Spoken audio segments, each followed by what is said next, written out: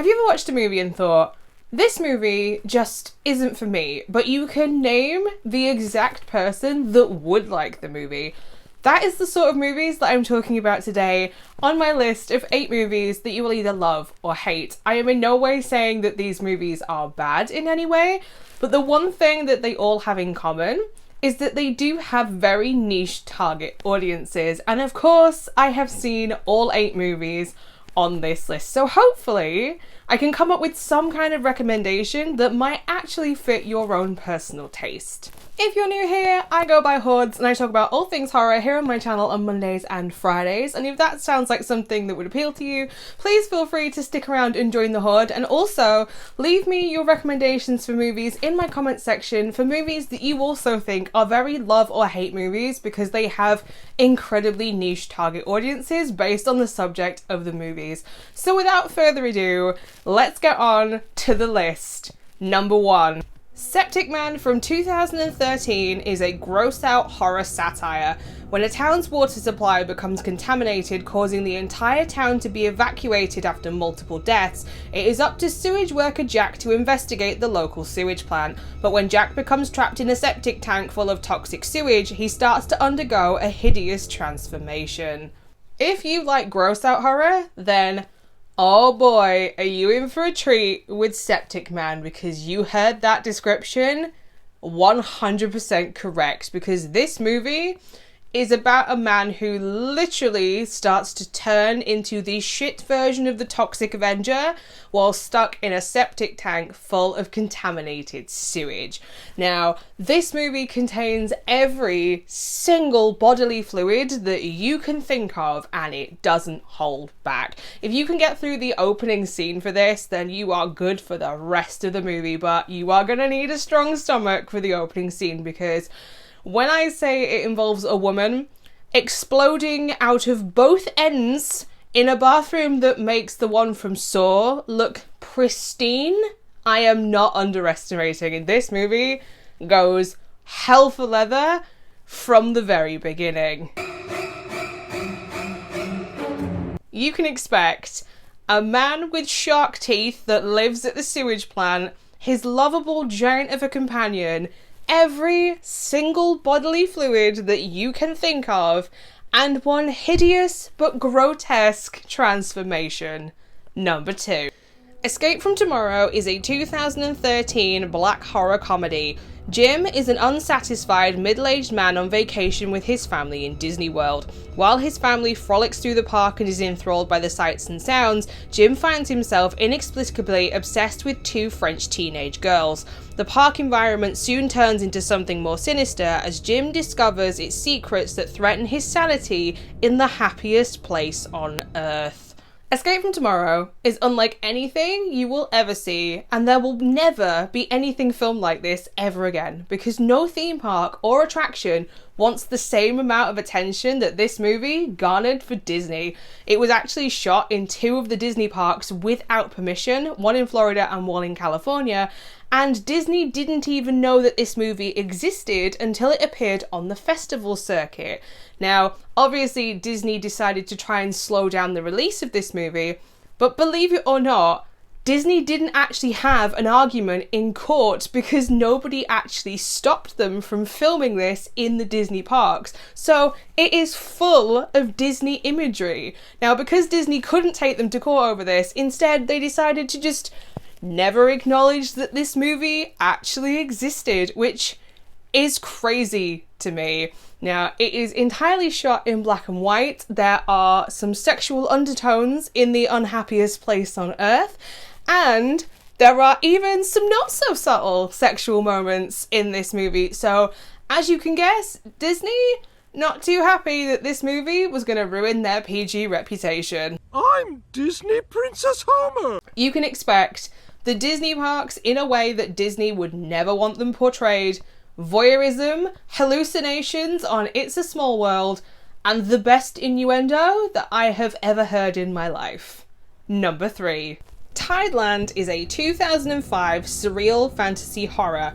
Jalissa Rose has a very warped childhood with her two drug-addicted parents. When Pa finds Ma is dead, he flees with Jalissa Rose to his childhood home in the desolate country, which has been left to decay. When Pa dies in his chair the same night, leaving Jalissa Rose alone, she ventures into a fantasy world in her mind, exploring new adventures to find a way to cope. Tiand is a movie that I personally really like, but I am very careful who I recommend this movie to because there are so many potential trigger warnings when it comes to this movie. So I would suggest with this one, maybe check on does the dog die first, because I'm not kidding when I say that there are so many potential triggering things in this compared to absolutely everything else that I am going to mention on this list. It's a dark fantasy horror that is in a similar kind of vein to Alice in Wonderland, but it is rooted in like dark and gritty reality. We're talking about a child that is using her imagination to affect the way that she sees the world around her to help her cope, because everything that is surrounding her is so dark and so grim and often so bleak. The horror in this movie is what I'm going to refer to as realistic horror. We're talking things that are considered taboo or controversial, or like the underbelly of society that we know exists but aren't often talked about because they're considered to be controversial. Now you're seeing all of these things through the eyes of a child who has experienced a tremendous amount of trauma but hasn't actually acknowledged that this is trauma and just considers all of this normal, and the fantasy world that she creates is a mirror of this. One great big happy thought! You can expect a whimsical yet gritty story, a cast of larger-than-life characters, an old farmhouse in the middle of Texas, and human taxidermy. Number 4. They Look Like People from 2015 is a psychological horror. Wyatt meets his old friend Christian, who invites him to stay at his house. Things take a turn when Wyatt begins believing that all the people around him are turning into demons, and wonders if he should protect his only friend from the impending war or from himself. They Look Like People is actually a psychological horror movie that deals with the topic of paranoid schizophrenia, and it has actually been praised for its representation and the treatment of mental health. And I am going to echo this because its discussions of mental health and seeking out treatment when you are ready for it are brilliant, and I have to give it praise for that. Normally, I would give a little bit more information about a movie, but I'm going to make the exception for this one and say that I think it's one of those movies where you should go into it knowing as little as possible, besides the fact that it is about paranoid schizophrenia with discussions of mental health. As somebody that struggles with their own mental health, this is why I'm mentioning this bit.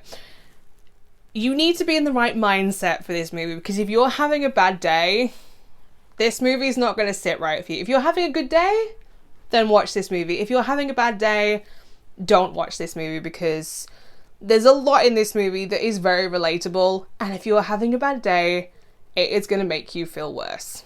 Scooby-Doo, take note. You can expect one very supportive friendship, questions about what is real and what is not, and a final scene that will stay with you long after the movie has ended. Number 5. Flux Gourmet from 2022 is a black horror comedy.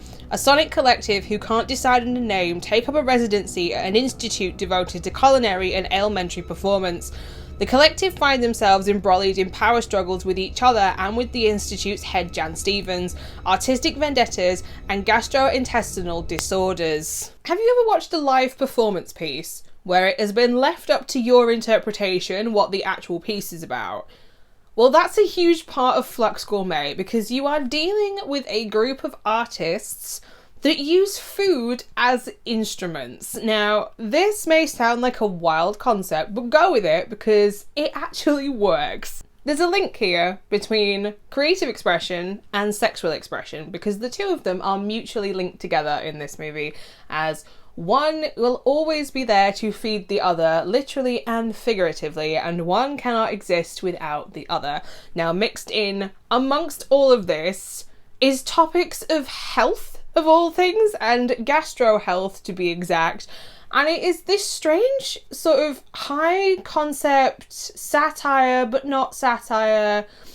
It's a Peter Strickland movie, and if you've ever seen anything by him before, you know that he weaves in themes of fetish into all his work. And Flux Gourmet is no exception to this. It is one of the most interesting but bizarre movies that I think I have ever seen. Ah, my artwork! You can expect absurd humour, eccentric characters out of the woodwork, performance art, an orgy, and a power struggle for artistic supremacy. Number 6. Beyond the Black Rainbow from 2012 is a surreal sci-fi horror. The Arborea Institute, a secluded New Age commune and research facility, along with psychiatrist Dr. Barry Nile, are particularly interested in their newest specimen, a female patient, Elena.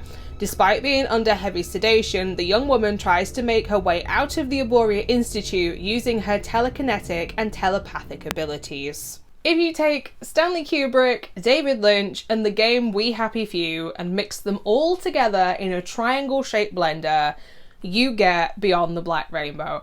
I recently reviewed this one here on my channel, and I described it as, if you've ever been to an art gallery where they project images on the wall around you and they are full of symbolism and they're designed to provoke a response out of you or an emotion out of you, that is Beyond the Black Rainbow. And it is the most surreal horror, sci-fi experience that I have ever seen that doesn't have David Lynch actually attached to this. It is actually Panos Cosmatos, who you may know as the director of Mandy. This is the first piece that he created, so you can expect the same kind of vibes as that movie, along with another synth soundtrack, which just for the soundtrack is worth watching this movie. That's great. But it is one of the strangest pieces of cinema that I have ever seen, but also one of the pieces that I am the most confident in saying, this is exactly who this movie is for. So that's why time went all David Lynch? You can expect symbolic imagery, everything to be tinted shades of red, an escape plot, and aliens. Number 7. Feed Me from 2022 is a cannibal horror comedy. Following the death of his wife, Jed spirals into an abyss of night terrors and depression, and after meeting in a bar, finds himself in the home of deranged cannibal Lionel, who convinces him to sign a consensual contract for him to be slowly eaten to death. If you like the humour of Benny Loves You from 2019, you will like Feed Me, because rather than being about a murderous stuffed toy, it is about a cowboy-wearing Texas man called Lionel here in the UK and his consenting victim Jed. It's certainly an obscure horror comedy, this one, that I do not think is going to be for everybody. It is actually inspired by the real case of the Rottenberg cannibal, which was also the inspiration for the movie Grim Love, which is not a horror comedy. The thing about this one is, it takes cannibalism, and rather than talking about it like an eating disorder, it uses a different eating disorder as the catalyst for all of this, and instead treats it like an ICD, which is an impulse control disorder, where somebody doesn't have the control to fight urges or impulses and can't resist and often just falls into temptation, which is an interesting take on cannibalism, in my opinion. Now, the gore in this movie is 100% the selling point for this, and it ramps itself up, certainly going into the second half of the movie. So, if you're looking for a cannibal movie where somebody actually gets eaten in this movie, then look no further than Feed Me. Hey, you want some barbecue? You can expect an odd couple style friendship, taking selfies in a bathtub, two of the worst cops in the history of horror movies, and a foot served medium rare. Number 8. Frogman from 2024 is a cryptid found footage horror. In the summer of 1999, a 12-year-old named Dallas Kyle captures footage of a mythical creature, but no one believes it's real.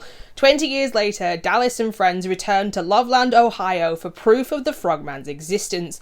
But what starts off as an innocent documentary soon turns into a nightmare as Dallas uncovers the horrific secrets hidden beneath Loveland's idyllic surface.